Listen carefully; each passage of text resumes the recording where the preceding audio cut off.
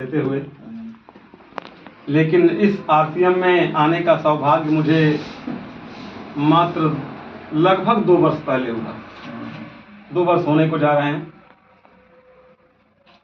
यद्यपि मैं इस आरसीएम का प्रोडक्ट, जिसमें हेल्थ गार्ड ऑयल जो है, लगभग 4 या 5 वर्ष पहले से ही इसका सेवन कर रहा था, यूज कर रहा था।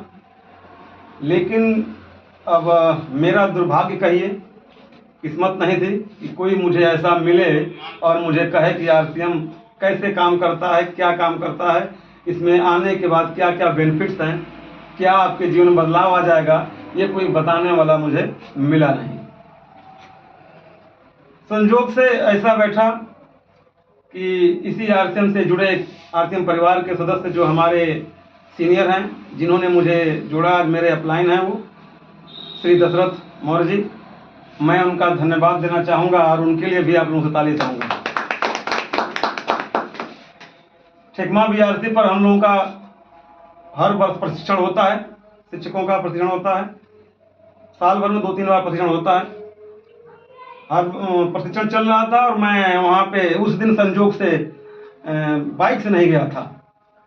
और जब शाम को 5 बजे प्रशिक्षण समाप्त हुआ तो मैंने, एक हमारे मित्र थे प्रवीण सिंह जौनपुर के, मैंने उनसे कहा, सर जी मुझको भी लेते चलिए। उन्होंने कहा कि नहीं, मेरे पास सीट नहीं है, मैं एक लोगों को ले रखा हूँ, तो मैं यहीं रहूँ। उन्होंने कहा नहीं नहीं, अभी आपको मैं व्यवस्था बनाता हूँ। तो उन्होंने कहा, अरे भाई कोई है जौनपुर जाने वाला, तो हमारे सर जी को लेते चलिए।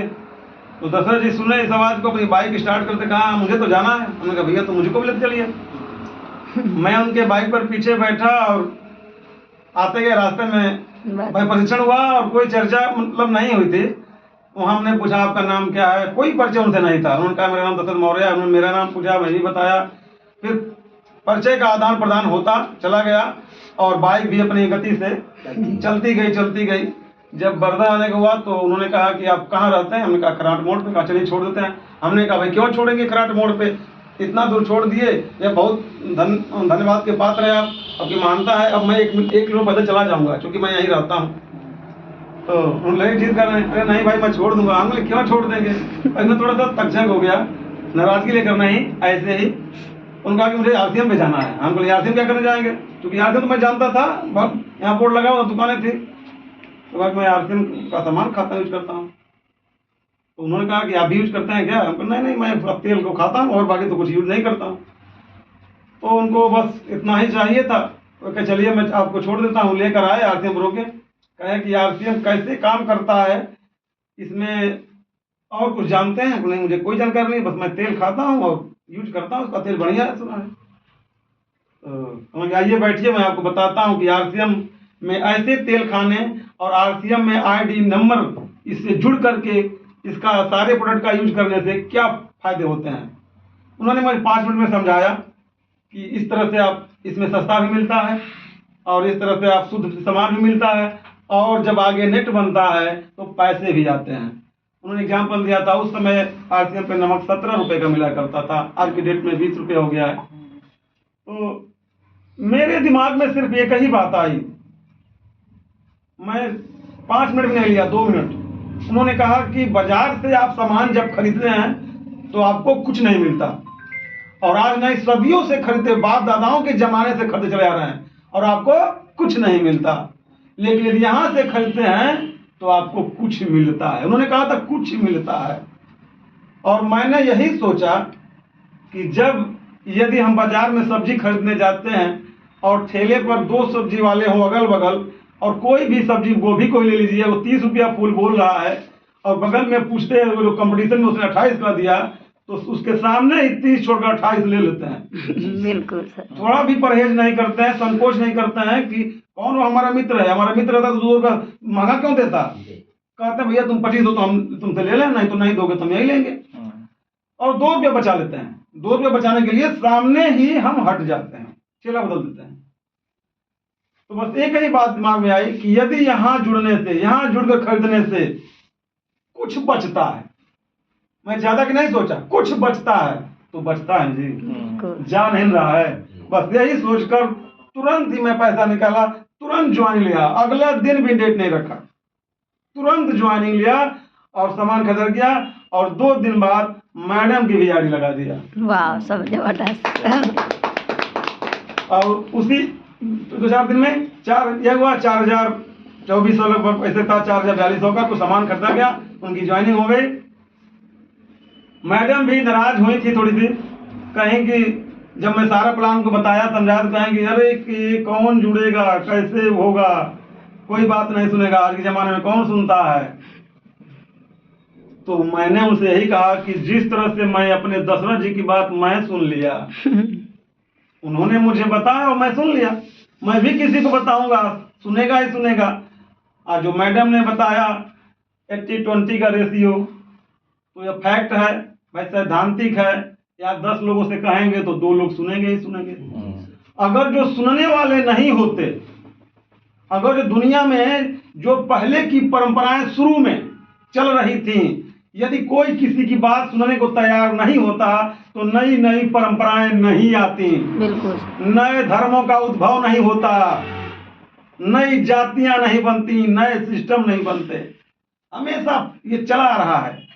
पुरानी चीजें धीरे धीरे पुरानी हो जाती हैं, नई चीजें बाजार में समाज में आती हैं, उसको लोग यूज करते हैं। पहले थोड़े लोग यूज करते हैं, डर करते, कुछ डरते हैं, पता नहीं, कहते हैं कौन बिल्ली के गले में घंटी बांधेगा कौन, लेकिन जब एक आदमी बांध लेता है तो पीछे पीछे भीड़ लग जाती है, भीड़ लग जाती है।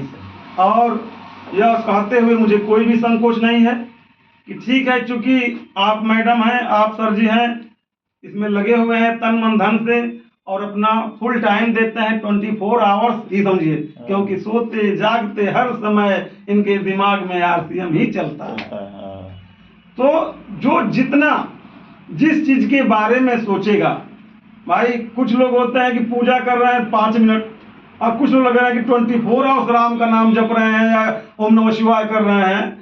तो जो 24 आवर्स ओम नमः शिवाय करेगा तो शंकर भगवान उस पर ज्यादा खुश होंगे, तो अगरबत्ती दिखाने में पर खुश होंगे, नहीं हो पाएंगे, अंतर पड़ेगा। उसको भी देखेंगे, ऐसा नहीं है कि उसको छोड़ देंगे, लेकिन जो जितना करेगा उतना ही पाएगा।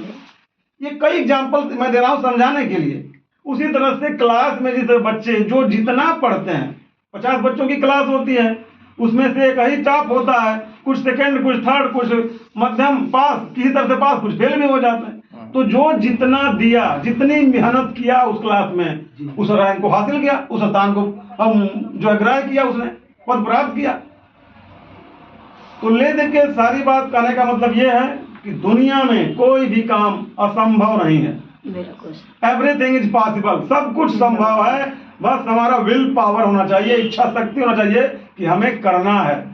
यदि आपने सोच लिया कि हमें ये काम करना है तो जरूर होगा। ये हो सकता है कि आज ना हो, कल हो, लेकिन होगा निश्चित, इसकी गारंटी है। और जो हमारी मैडम ने कहा था कौन जुड़ेगा, ठीक है कि बहुत तेज गति तो नहीं मेरा भी हो पाया, लेकिन ये है कि जो हम लोग 2 लोग थे, आज हमारे नीचे भी 50-60 लोग हैं। वाह, तो 60 लोग मिले ना, बिल्कुल मिले। तो 60 लोग मिले तो मैं अब देखिए क्या होता है कि मन बढ़ता है, उत्साह बढ़ता है, मन का मतलब उत्साह बढ़ता है। तब 60 लोग मेरी बात सुने, उसमें से 1-2 लोग आए, चले भी गए, ये नहीं कह रहा हूँ, आए, सुने, चले, हर तरह के लोग होते हैं। मेरी बात सुने, बात माने, आए और निकल भी लिए। लेकिन ऐसा नहीं है, बहुत लोग साथ दे भी रहे हैं और चल भी रहे हैं। तो ज्यादा बात लंबा न खींचते हुए मैं यही कहना चाहूंगा, यदि यहाँ पर जो लोग पीछे यहाँ बैठे हुए हैं, यदि या तो आईडी लिए हुए हैं तो कोई बात नहीं, नहीं लिए हुए हैं, अगर जो सुनने आए हैं तो ये मान कर चलिए कि यह कोई भी किसी भी चीज का पॉजिटिव और निगेटिव दोनों होता है। मैं अध्यापक, जब मैं किसी से मिलूंगा तो 2 नजरिया आएगा मेरे सामने, और आया भी है। एक यही पर था कि एक सज्जन मुझसे मिले और जे ही मैं इसका नाम लिया, उन्होंने कहा क्या मास्टर साहब अभी आरसीएम में मिला है, करें, अरे इतना रुपया पार है, लाखों रुपया सैलरी पार है, फिर भी आरसीएम के चक्कर में पड़ है। उनका ये कहा होता। हमने कहा बिल्कुल सही कहा है, आप बिल्कुल सत्य कह रहे हैं। इतना पाने के बाद भी मैं आरसीएम के चक्कर में पड़ा हुआ हूँ, क्योंकि मैं सोच रहा हूँ कि आरसीएम में आपको बुलाऊं और आपका उत्थान कर दूं, आपको आपकी तरक्की कर दूं। मैं आपका भला करने के लिए इसमें पड़ा हुआ हूँ, क्योंकि जब मैं आया तो सारा बिजनेस तो एक तरफ, जैसे कि मैडम ने कहा, और हमारे जब भी सेमिनार मीटिंग में मैं जाता हूँ तो ये सुनता हूँ कि यदि किसी भी व्यक्ति को चाहे कैसे भी किसी भी प्रकार से जोड़ दिया आरसीएम में, चाहे साम दाम दंड वेद इमोशनल ब्लैक मेकिंग करके या कुछ भी करके, तो आप उसका समझिए कि उसको उसका जीवन उद्धार कर रहे हैं, उसका जीवन बना रहे हैं, उसका बिगाड़ नहीं रहे हैं। वो अब उत्थान के रास्ते पर अग्रसर होगा यदि वो चाहेगा, तो उसका भला कर रहे हैं। आप कोई गलत काम नहीं कर रहे हैं। इसलिए यह आमदनी के साथ साथ भलाई का काम भी करता है आरसीएम, क्योंकि हम जीवन बनाते हैं। एक लोग मिले हमको तो वो सोचेंगे और सोचे भी कि जब यह अध्यापक हो करके यदि आरसीएम में काम कर रहे हैं तो इसके पीछे जरूर कोई बड़ी बात होगी।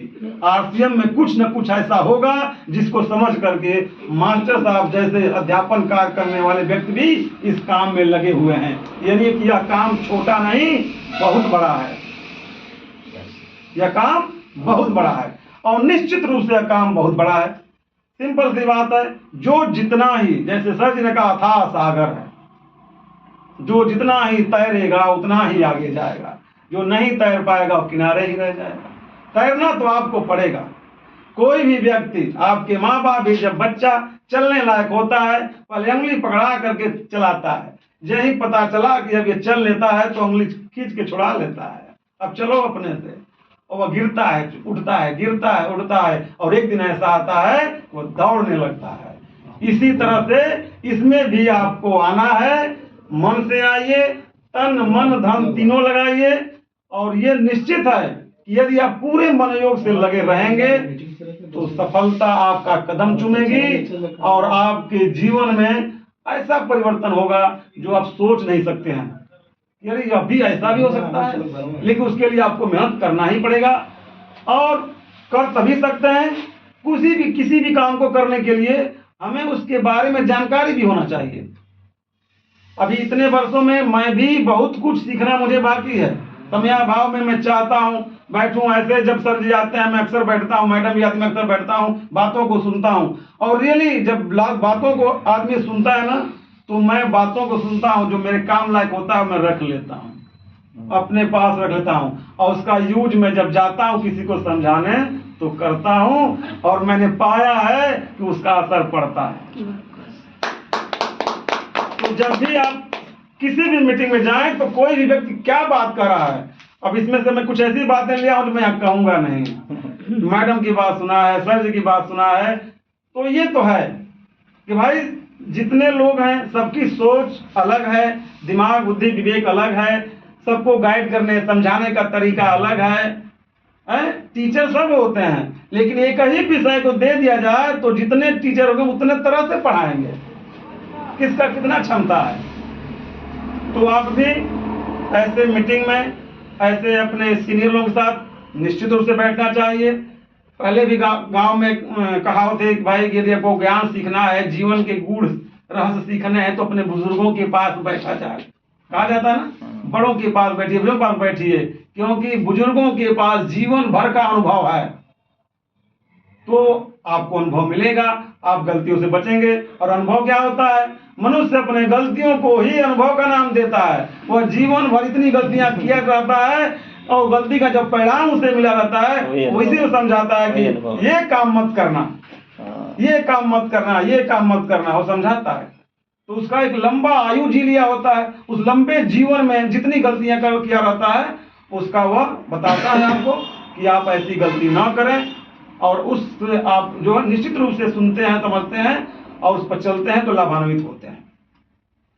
तो बस अपनी बातों को मैं यहीं विराम दूंगा, और ये आशा और उम्मीद के साथ